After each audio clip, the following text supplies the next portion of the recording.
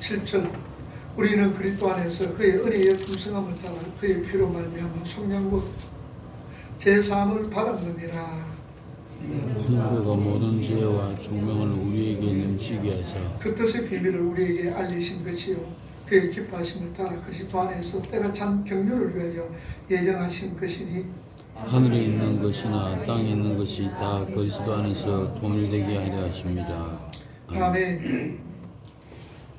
우리는 지난 시간에 그 하나님의 사랑하시는 자 안에서의 구속에 대해서 우리가 살펴봤지요.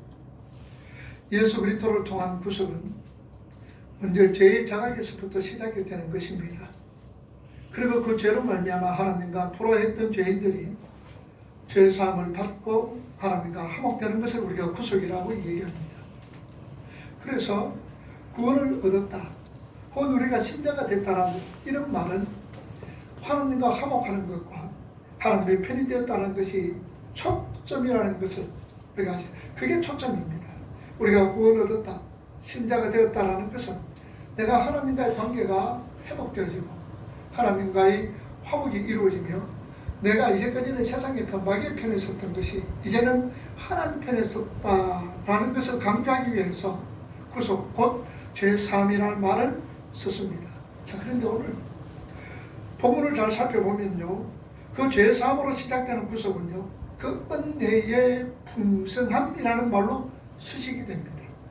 그 하나님의 구속은 그리스도 안에서 그의 은혜의 풍성함, 그의 긍휼의 풍성함을 따라서 우리에게 허락되어졌다라는 말씀이죠. 자, 그런데 오늘날 우리 믿음의 성도들이 그 하나님의 은혜와 긍휼의 풍성함을 너무나 모르고 있는 것 같아요. 그래서 감사가 없어집니다. 뿐만 아니라 내 삶 속에서 환경과 여건에 따라서 원망하고 불평하게 되고 또한 다른 사람을 판단하게 되는 것이 바로 이 모든 것은 그 하나님의 은혜와 긍휼의 풍성함을 잘 깨닫지 못하고 모르는 데서 오는 행위입니다. 참으로 우리를 의롭다 하시고 우리를 거룩하게 하기 위하여서 하나님께서는 예수 그리스도를 이 땅에 보내주셨습니다. 그리고 우리 죄를 위한 대속 제물로 삼아주셨습니다. 왜 그랬습니까? 한마디로 우리를 사랑하셔서 그러신 거예요. 자, 그러나 그 사랑이란 말만으로는 그 이유를 설명하기가 부족합니다. 왜냐하면요, 인간의 어떤 사랑이라는 것은 고작 그 상대방의 기대에 어긋나게 되면요 그 사랑의 만큼 또한 분노로 변하기 때문입니다. 사랑했기 때문에 훨씬 더 분노도 클 수밖에 없는 거지. 우리 옛말에 기대가 크면은 실망도 크다는 말이 있습니다. 내가 사랑하는 것만큼 내 그 사랑을 그 사람이 그렇게 원치 않고 받아들이지 않았을 때는 오히려 그 사랑하는 것만큼 분노가 있는 거예요. 그러나 우리가 범죄했기 때문에 하나님은 모든 피조물들을 다 저주해버렸음을 성경은 말하고 있습니다. 로마서 8장 18절 말씀 여러분 한번 보세요. 뭐라고 그랬습니까? 생각한들 현대에 말하는 장차 우리에게 나타날 영광과 절대 비교할 수 없고 피조물의 고대하는 바는 하나님의 아들들이 나타나는 것이니 피조물이 허무한데 굴복하는 것은 자기 뜻이 아니요 오직 굴복하게 하시는 이로 말미암으니라. 21절 그 바라는 것은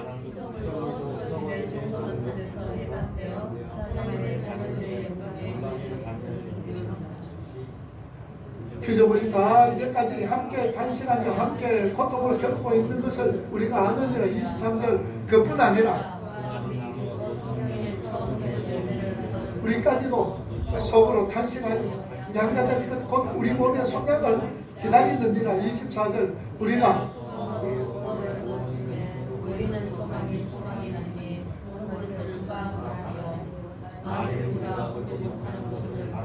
참으로 기다릴지니라. 인간이 저주를 받고 자연계가 모두가 저주를 받았습니다. 자, 그런데 그 피조물들이 무엇을 기다린다고 지금 말씀을 하고 있습니까? 성경 말씀에 따르면 하나님의 아들들이 나타나기를 기다린다라고 얘기하지요. 하나님의 아들들이 나타난다라는 것은 이제 구원이 완성이 되고 우리가 새하늘과 새 땅이 내려올 때에 그때를 얘기하는 겁니다. 우리가 하나님의 자녀로 완성이 되는 그 시점을 말하고 있는 거죠. 이렇게 하나님은 자신이 가장 사랑했던 인간이 범죄를 하자 그들을 모두 저주해버립니다. 그래서 성경은 사랑을 얘기할 때에 은혜와 긍휼이 풍성함이라는 말을 함께 쓰기를 소화합니다. 사랑으로만 부족하기에 언제든지 사랑은 진노로 변할 수 있기에 그러한 겁니다. 하나님의 사랑은 우리 인간이 가지고 있는 그러한 사랑 정도가 아니지요. 긍휼과 은혜와 풍성함을 포함한 하나님의 사랑입니다. 그것을 우리 인간들에게 이해하기 쉽게 우리 인간들의 사랑의 개념에다가 긍휼과 은혜와 풍성함이라는 것을 보태놓은 겁니다.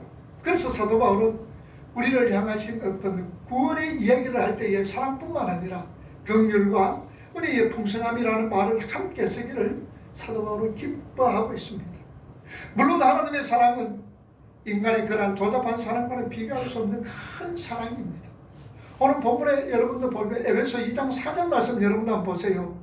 긍휼이 풍성하신 하나님이 우리를 사랑하신 그 큰 사랑을 인하여서 허물로 죽은 우리를 살려주셨습니다. 뿐만 아니라 여기서 긍휼이 풍성하신 하나님을 빼고 우리를 사랑하신 그 큰 사랑을 인하여라는 말만 써도 문맥상으로는 아무 이상이 없습니다. 자, 그런데 왜 긍휼이 풍성하신 하나님이라는 말을 이 에베소 기자가 사용을 했습니까? 그것은 그 사랑이 진노로 넘어갔었는데 어떤 한 무리에게만 풍성하신 긍휼과 은혜가 적용이 되어서 진노로 넘어갈 수 없는 풍성한 은혜와 긍휼의 사랑으로 구원을 선물하셨음을 설명을 하고 있습니다.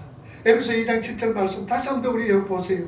이는 그리스도 예수 안에서 우리에게 자비하심으로써 그 은혜의 지극히 풍성함을 오는 여러 세대에 나타내려 하시니라. 또 아울러 3장 8절 한번 더 봅시다.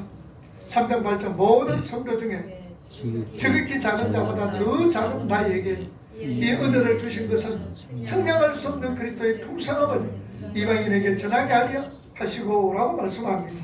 하나님은요 우리가 상상도 할 수 없는 그 풍성한 은혜와 긍휼로 말미암아 오늘 저와 여러분들을 사랑하셨기 때문에 사랑하고 사랑하다가 그 다음에 안되면 던져버리는 그런 사랑이 아닙니다. 사랑하시되 어떻게 끝까지 사랑하시는 것이 바로 이 사도 바울이 말하는 하나님의 풍성하신 은혜와 긍휼의 사랑인 겁니다. 그러기에 요한복음 13장 1절에 뭐라고 말씀합니까? 예수님께서 자기가 세상을 떠나 아버지께로 돌아가실 때가 이루어진 줄 알고 세상에 있는 자기 사람을 끝까지 사랑했더라 라고 말씀을 합니다. 참으로 절대 진노나 분노로 바뀌지 않는 그 은혜의 풍성함이 얼마나 다행이냐 그 말입니다. 하나님의 사랑은 긍휼과 은혜가 풍성해서 끝까지 버리지 않으신다라는 것이죠. 그래서 저와 여러분들은 안심합니다. 하나님의 사랑은 긍휼과 은혜가 풍성하셔서 끝까지 우리를 붙들으시고 우리를 지켜주시고 우리를 이끌어 가신다는 사실입니다. 그래서 사도 바울은 그 풍성한 은혜를 외치고 있는 거예요. 오늘 저와 여러분들의 신앙생활을 하면서 가장 이 딜레마 참 의문점이 있는 것, 또 때로는 우리가 신앙생활을 하면서 우리가 참 고민하고 힘들어하는 것이 무엇이냐. 내가 이렇게 하루하루에도 참 하루에도 12번씩이나 죄를 짓는데 정말 나를 하나님이 구원해 주셨을까? 정말 내가 이렇게 이런 모습으로 하나님의 자녀라고 불릴 수 있을까라는 어떤 딜레마입니다. 하루에도 수없이 우리가 죄를 짓고 살아갑니다. 생각하는 것이 죄요, 듣는 것이 죄요, 말하는 것이 죄입니다. 자, 그런데도 내가 구원받을 수가 있을까? 이렇게 예수를 10년, 20년, 30년, 40년 이렇게 믿어도 내가 이 내 모습, 내 꼬라지를 보니까 내가 하나님의 자녀라는 것은 도저히 나타나지 않았는데 그래도 내가 구원받았을까라는 것 아닙니까? 아마 이런 어떤 딜레마, 이런 어떤 여러분들 참 의심, 이런 어떤 이 생각들 한두 번 다 해봤을 겁니다. 그러나 분명한 사실은 하나님은 절대로 우리를 버리시지 않습니다. 끝까지 우리를 사랑하십니다. 사도는 성도들에게 바로 그 사실을 가르치고 싶었던 것뿐입니다. 물론 우리는 하나님을 경외해야 됩니다. 공경하고 하나님을 또한 우리가 두려워해야죠. 그러나 그 두려움이란 하나님만이 신이며 나는 그분이 피조물이란 차원에서 두려움입니다. 내가 혹시 버림을 당하면 어떻게 하느냐, 내가 이렇게 한평생 살아가다가 천국 못 가면 어떻게 하느냐, 이런 두려움이 아니다라는 말씀입니다. 하나님께서 혹시 이런 나의 모습을 보시고는 실망하셔서 나를 중대에 버리실 줄 모른다는 그 두려움은 하나님의 풍성한 은혜를 잘 알지 못하는 사람들이 하는 생각입니다. 이렇게 그리스도인의 신앙은요, 그가 하나님을 얼마나 알고 있느냐에 측량되어지는 거예요. 저와 여러분들의 신앙의 측량은요, 내가 하나님을 얼마나 많이 아느냐, 내가 하나님을 얼마나 잘 아느냐에 따라서 우리 신앙의 모습이 달라진다는 말씀입니다. 다시 말하면 하나님을 아는 지식과 신앙은 비례되어지는 겁니다. 그러니까 호세아 선지자는 뭐라고 말씀합니까? 하나님을 알아라. 어떻게 알아라? 힘써 하나님을 알아라라고 말씀을 하고 있습니다. 그분의 풍성함과 그분의 사랑하심과 또한 그분의 어떤 긍휼하심을 얼마나 알고 있느냐에 따라서 그분을 신뢰하고 그 하나님을 의지하고 믿고 따르는 신앙의 정도가 깊어지는 것이다라는 말씀입니다. 그러니까 우리가 지금까지 살펴본 대로 우리는 어떤 죄를 지은 자들이며 그 죄값을 어떻게 치르게 됐는가, 그리고 하나님이 얼마나 존귀한 분이시며 그분이 우리 죄를 위하여서 무엇을 하셨는가, 그런 어떤 구속의 사건이 없다면 우리가 가야 할 그 무시무시한 형벌의 장소, 그곳에서는 형벌 받을 자가 소멸되지도 않고 영원히 형벌 안에 갇혀 있어야 하는 엄청난 곳이라는 것을, 그 지옥이라는 것을 우리는 더욱더 명확하게 속속들이 알아야 됩니다. 그러므로 우리가 이 세상 살아가면서 지옥이 어떤 것인가도 우리가 알아야 되고, 또 예수 그리스도로 통하여 구속함 받았던 하나님의 긍휼하심과 풍성한 그 은혜로 인하여서 천국 가게 된 저와 여러분들이 천국이 얼마나 좋은가를 우리가 명확하게 속속들이 알아야 된다는 말씀입니다. 우리의 신앙은 내 자신이 얼마나 큰 죄인인가를 알면 알수록 절망으로 가는 것 아닙니다. 오히려 감사하게 되어지는 거예요. 내가 이래도 천국 갈 수가 있나? 내가 하루에도 수십 번 수백 번씩 내가 이렇게 죄를 짓고 있는데도 천국 갈 수가 있느냐? 이런 어떤 불안함, 두려움이 아니라 이럼에도 불구하고 나를 구원해 주시는 그 하나님의 사랑이 얼마나 큰가, 이리로 가야 된다는 사실입니다. 내가 이렇게 내 모습으로 천국 갈 수가 있나? 이런 모습이 아니라 이런 모습임에도 불구하고 하나님께서 나를 사랑해 주셔서 영원한 하나님 나라를 나를 위하여서 예비해 두셨다는 것, 이래로 그러니 우리는 거기에서 감사합니다가 나오는 거예요. 내 모습을 바라보게 될 때 내가 이래가 천국 가겠느냐 그러면 의기소침해집니다.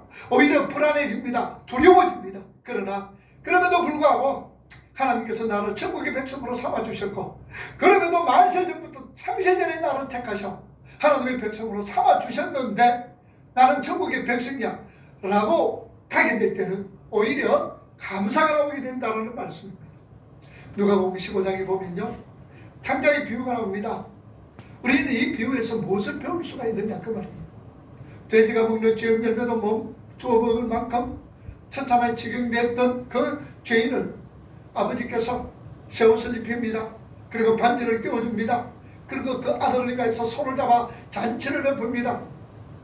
여기 잔치를 베풀 때에 아버지가 준비했던 것은 무엇이냐? 오케스트라를 준비했습니다.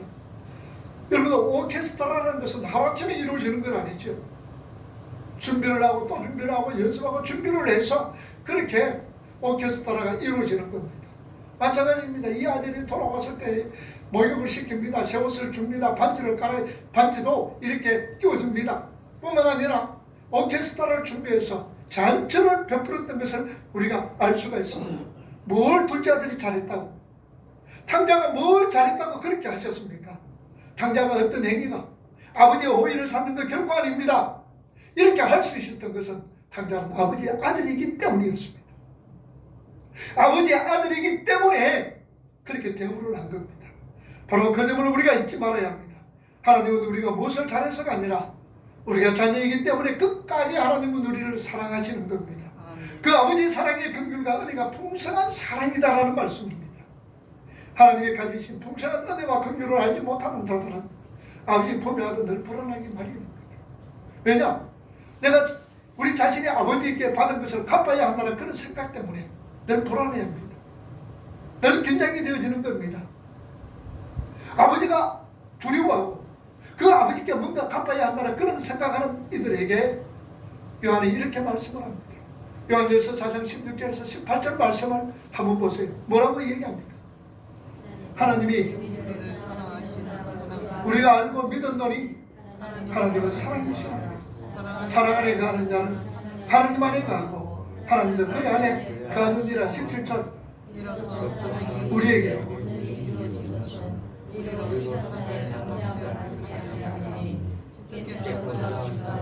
우리도 이 세상에서 그러하느라. 18절 두려움이 없고 온전한 사랑이 두려움을 내쫓나니 두려우면은 형벌이 있습니다. 두려워하는 자는 사랑 안에서 온전히 이루지 못하였느니라. 이렇게 우리가 아버지에 대한 오해하는 것은요, 우리 삶 속에 아버지 상이 매우 왜곡되어져 있기 때문입니다. 받았으니 뭔가를 내가 좀 돌려줘야 되지 않느냐, 뭔가 갚아줘야 되지 않느냐는 이런 어떤 오해, 이 뭔가 이런 오해는 아버지 상이 많이 우리들에게 왜곡이 되어졌다는 말씀입니다. 아무리 긍휼과 은혜가 풍성한 아버지를 설명하려 해도 이런 아버지를 경험해 보지 못했던 사람에게는 설명이 잘 이해가 되질 않아요. 아무리 설명을 해도 그 아버지 사랑을 잘 이해할 수가 없다는 사실입니다. 그래서 우리 성도들의 삶에 일이 잘못되거나 또 일이 잘 풀리지 않았을 때에 사고를 당하거나 어떤 병이 생기거나 하면 뭐라 그럽니까? 하나님, 내가 뭘 잘못해서 이런 일이 나에게 생겼습니까? 이렇게 어려움이 있고 환난이 오는 것은 하나님께서 나에게 지금 벌을 주시는 것이라고 생각하는 경우들이 얼마나 많으냐 그 말입니다. 우리 자신들뿐만 아니라 우리 주위에 있는 사람들도 어려움을 당하고 환난을 당하고 역경을 당하고 고통을 당할 때 네가 하나님 앞에 뭐 잘못했어 이런 일을 당하느냐, 우리가 그 사람에게 정죄하고 손가락질 했는 경우들이 얼마나 있느냐 그 말입니다. 그래서 우리 믿음의 성도들이 뭔가를 잘못 풀렸다고 생각되고 잘못한 일이 일어난다고 생각되면 늘 그런 방향으로 이끌어가는 거예요. 하나님께서 나를 지금 벌 주시는 모양입니다. 하나님께서 나를 지금 엄청나게 지금 징계를 가하시는 거라고 생각합니다. 그런데 우리는 분명한 사실은 하나님은요, 화가 나서 벌 주시는 분이 아닙니다. 자녀를 거룩하게 만들기 위한 교훈일지언정 하나님께서 우리를 화풀이 하기 위하여서 안갚음하시는 그런 분이 결코 아니다라는 말씀입니다. 따뜻하고 살면서는 우리 아버지는 힘써 우리가 아셔야 되는 거예요. 우리가 하나님의 풍성한 은혜와 긍휼을 우리에게 주어진 구원이 무엇인지 안다면은, 그것이 얼마나 큰 것인지 안다면은 우리는 다른 어떤 보잘 것 없는 것에 관심을 두지 않는다는 사실입니다. 이왕이면은 돈도 벌고, 이왕이면 뭐든지 열심히 하고, 이왕이면 잘 먹고 잘 사는 것, 여러분 좋은 거예요. 이건 하나님께서 주시는 일반 은총입니다. 하나님이 우리에게 주시는 것 여러분 이 세상에 살아가면서 누릴 수 있기를 바랍니다. 그러나 그것이 신앙의 목적이 되어서는 안 된다는 얘기죠. 이 말이 무슨 말입니까? 내가 돈 버는데 목적이 되고 내가 누리는데, 세상껏 누리는데 목적이 되어서는 안 된다는 얘기입니다. 하나님의 뜻에 맞게 살기 위해서는 손해봐야 할 일이 있으면 우리가 받는 크다는 성부로 생각하며 손해 좀 보자라는 얘기예요. 그런 사소한 것에 너무 목숨 걸지 말자라는 말입니다. 그러다 보면 나의 유익을 위해서 남을 해치는 악인의 삶을 종종 살게 되기 때문입니다. 그래서 세상 것에 대해서는 손해 좀 봐도 괜찮아요. 세상 것에 대해서는 좀 덜 먹어도 괜찮아요. 자칫 못하면 이런 일들로 인해서 나의 유익을 위해서 남을 해치는, 남을 모략하는 그런 어떤 악인의 삶을 우리가 나타나게 되어진다는 말씀입니다. 로마서 8장 31절 32절 말씀 보세요. 뭐라고 말씀하고 있습니까? 그런즉 이 일에 대하여 우리가 무슨 말을 하며 하나님의 누가 우리를 대적하여 32절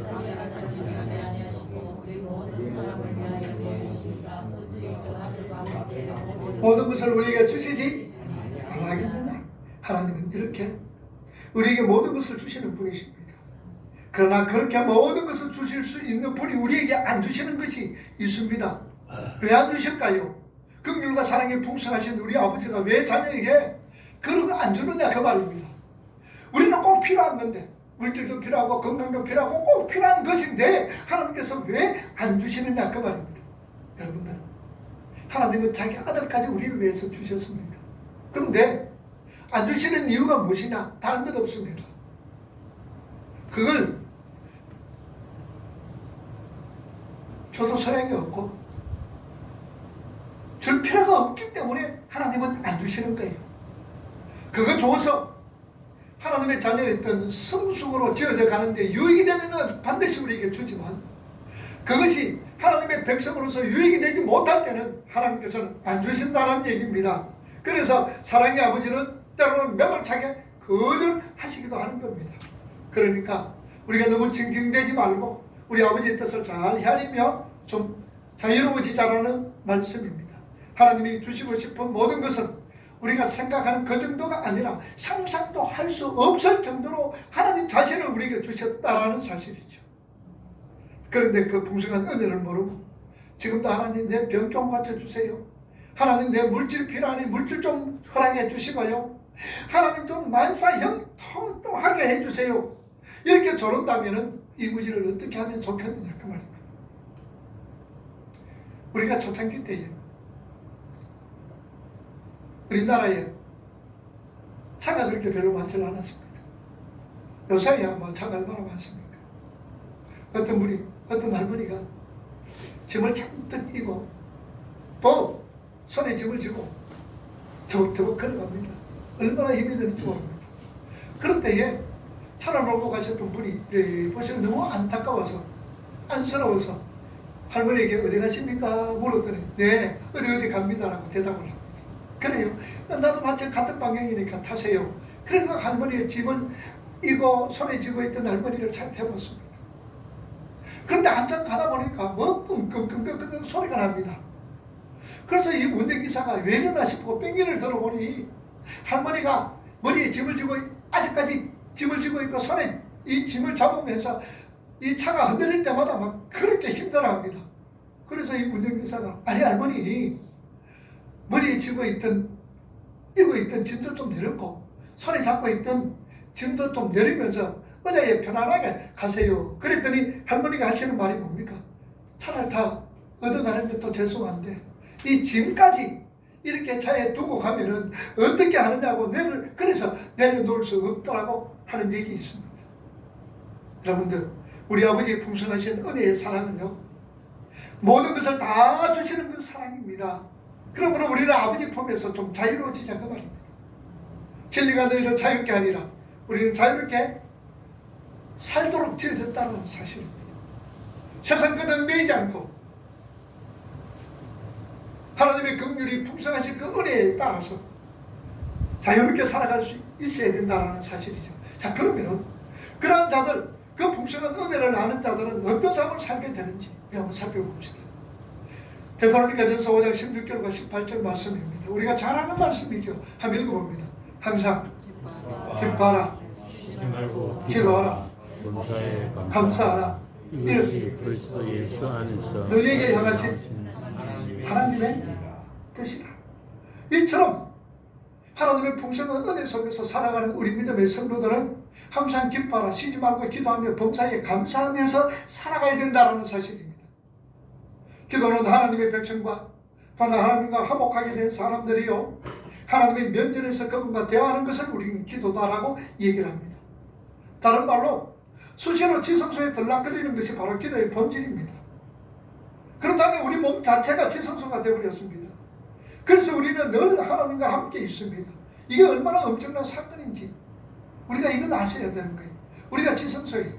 우리가 구약성경 우리가 성막을 배웠습니다만 그 성막 속의 지성소는 대제사장이 1년에 한 차례씩 백성들의 죄와 자신의 죄를 가지고 하나님께로 갑니다. 그때는 얼마나 두려운지 모릅니다. 그래서 대제사장 입은 옷도 다 벗습니다. 그리고 나서는 발목에 줄을 딱 매고 그 지성소에 들어가는 겁니다. 그리고 방울이 달립니다. 딸랑딸랑딸랑 소리가 납니다. 만약에 딸랑딸랑 소리가 나지 않는다면 대제사장은 그 제사장은 하나님 앞에 벌써 매를 맞아 죽은 겁니다. 그러면 거기에 들어갈 수가 없잖아요. 발에 묶은 끈을 가지고 당겨서 그 죽은 신체를 치워버리는 이런 어떤, 그러니 1년에 한 차례씩 대제사장이 그렇게 지성소에 들어갈 때는 얼마나 두렵겠습니까? 얼마나 두렵고 떨린다 그 말입니다. 그런데 하나님께서는요, 나를 뭐로 만들었습니까? 지성소로 만들었습니다. 그러니까 이 말은 하나님과 우리가 하나 되고 연합이 되었다는 말씀입니다. 이 감격스러운 복음의 말씀 앞에 우리가 어찌 머리를 숙이지 않을 수가 있겠느냐 그 말입니다. 오늘 저와 여러분들 이 복음에 좀 감격할 수 있기를 바랍니다. 죄와 허물과 죄로 죽었던 나를 살려주셨다는 이 복음에 우리는 감격하셔야 됩니다. 하나님과 늘 감격하는 우리는 지금 예수로 말미암아 쉬지 않고 그분과 교제하는 자들이 되었다는 사실입니다. 그 풍성한 은혜의 복음을 알게 된 후로는 우리는 엄청난 선물을 받은 것을 알게 되기에 늘 기뻐합니다. 싱글벙글할 수밖에 없는 것이요. 그러기에 나에게 일어나는 모든 일들은 나를 천국에 들어가게 알맞는 사람으로 만들기 위하여서 나에게 주어지는 일이므로 범사에 감사할 수가 있구나. 감사할 수 있다라는 얘기죠. 나에게 어떤 어려움이 옵니다. 어떤 논란이 옵니다. 어떤 역경이 옵니다. 생각지도 못했던 일들이 일어납니다. 그러나 우리는 그 속에서 감사할 수 있는 것은 이 일로 인하여서 내가 하나님의 백성으로 지어져가는 이 모든 일들이 나에게 도구가 되었구나 라고 생각할 때 우리는 감사할 수 있습니다. 그러니 없어도 괜찮아요. 못 가져도 괜찮습니다. 다른 사람이 알아주지 않아도 괜찮다는 얘기입니다. 이것이 바로 하나님의 뜻인 거예요. 그게 지금 읽었던 우리가 데살로니가 5장 내용의 말씀입니다. 하나님은 전지전능하시는 하나님입니다. 하나님의 뜻이 실패할 리가 없지요. 결코 또한 실패할 수도 없습니다. 그분은 우리에게 일을 시작하셨고 반드시 완성하실 겁니다. 하나님은 항상 기뻐하고 쉬지 말고 기도하며 범사에 감사할 수 있게끔 우리에게 어떤 일을 완성해 놓으셨으니 너희는 기뻐하고 너희는 기도하면서 너희는 감사하라고 말씀합니다. 그러면 우리는 늘 기뻐하셔야 돼요. 늘 감사하시기를 바랍니다. 그게 하나님의 뜻이기 때문입니다. 그래서 데살로니가전서 5장 9절과 11절에 뭐라고 말씀합니까? 하나님이 우리를 세우심은 그리스도로 말미암아 구원을 받기 하기 위해서다. 10절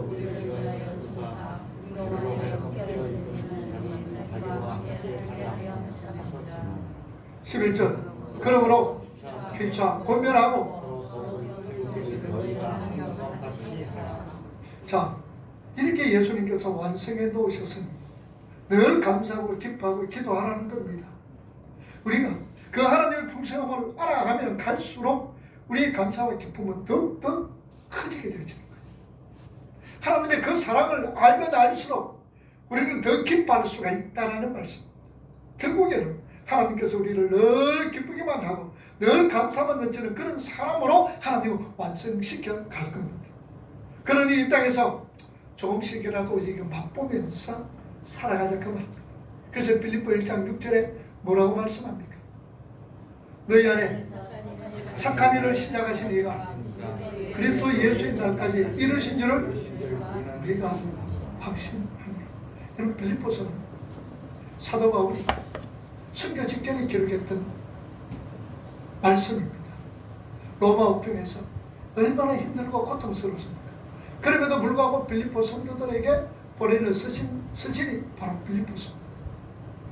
빌립보서에 명칭이 있다면 뭐냐? 기쁨의 서신이라 그럽니다. 기뻐라, 기뻐라, 기뻐라. 내가 다시 만나노니 기뻐라. 근데 기쁘라는 것은 무엇이냐? 어디 안에서 주 안에서 있을 때 기쁘다 그 말입니다. 세상 것 때문에 기쁜 것이 아니라 주님 안에 있을 때에 우리는 기뻐할 수 있다. 그 주님 안이 뭡니까? 주님의 풍성한 그 은혜, 그 긍휼하심, 그것을 우리가 알고 깨달을 때에 우리는 얼마든지 기뻐하고 감사할 수가 있다는 사실입니다. 그리고 그 풍성한 은혜와 긍휼에 건강한 사람을 아는 자들은 정말 왕적 신앙으로서 이 세상을 살아가게 되어집니다. 그렇게 구원을 이해하고 있는 거듭난 자들은요 영원히 죽지 않는다는 약속을 받은 자들이기 때문에 육신의 죽음까지도 불사하는 신앙인이 될 수가 있는 겁니다. 오늘 주님께서 다시 오시더라도 그분을 반갑게 맞이할 수 있는 삶을 살겠노라는 결심과 다짐이 오늘 저와 여러분들에게는 있어야 됩니다. 그게 오직 하나님의 긍휼과 은혜의 풍성함을 맛본 사람들이 할 수 있는 거지. 오늘 이 시간 주님 오신다 할지라도, 오늘 이 시간 내가 주님 앞에 섰다 할지라도 우리는 딱 당당하게 떳떳하게 설 수 있는 그런 어떤 자로서 하나님께서 세우신다는 사실입니다. 그러니 당당해지자라는 얘기죠. 요한복음 11장 25절과 26절에 뭐라고 말씀합니까? 읽어봅니다. 예수께서 이르시되 나는 부활이요 생명이니 영원히 죽지 아니하리라. 믿느냐? 나는 부활이요 생명이다. 나를 믿는 자는 죽어도 살겠고 무릇 살아서 나를 믿는 자는 영원히 죽지 아니한다. 우리 예수님께로부터 직접 이러한 약속을 받은 자들입니다. 죽어도 살겠고 무릇 살아서 나를 믿는 자는 영원히 죽지 않는다. 그러니 우리가 두려워하지 않는다는 사실입니다. 성경에서 이러한 예로 에녹을 들고 있습니다. 에녹은요 죽지 않고 하늘로 올라간 사람입니다. 어떻게 그가 죽지 않고 하늘로 올라갔지요? 성경은 그가 하나님과 동행했다라고 말씀을 하지요. 창세기 5장 21절에서 24절 말씀 보세요. 뭐라고 그럽니까? 한번 읽어봅니다. 에녹은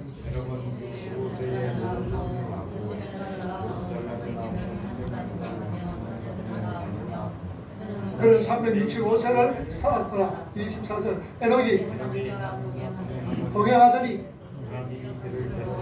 세상에 있지. 자, 하나님과 동행했다는 말이 무엇입니까? 우리가 히브리서 살펴봤지요. 히브리서 11장에 보면은 5절의 말씀 뭐라고 그럽니까? 믿음으로 에녹은 죽음을 보지 않고 옮겨졌으니 하나님이 그를 옮기심으로 다시 보이지 아니하였느니라. 그는 옮겨지기 전에 하나님을 기쁘시게 하는 자라 하는 증거를 받았더라. 하나님이 기쁘시게 하는 자다. 에녹은 하나님을 기쁘시게 하는 자다라는 말씀입니다. 그러면 에녹의 삶이 어떻게 했길래 하나님을 기쁘시게 하느냐? 히브리서 11장 6절의 말씀에 하나님을 기쁘시게 하는 게 뭡니까? 믿음이 없이는 하나님을 기쁘게 할 수 없다 그랬어요. 그래서 에녹은 믿음을 가지고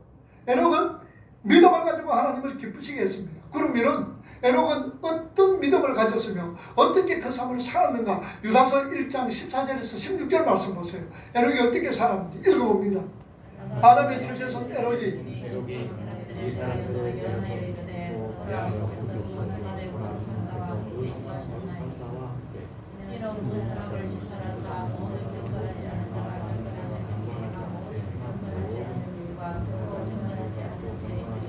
주를 거슬려 모든 바락한 말로 말미암아 그들은 정죄하려 하시리라 하였느니라. 16절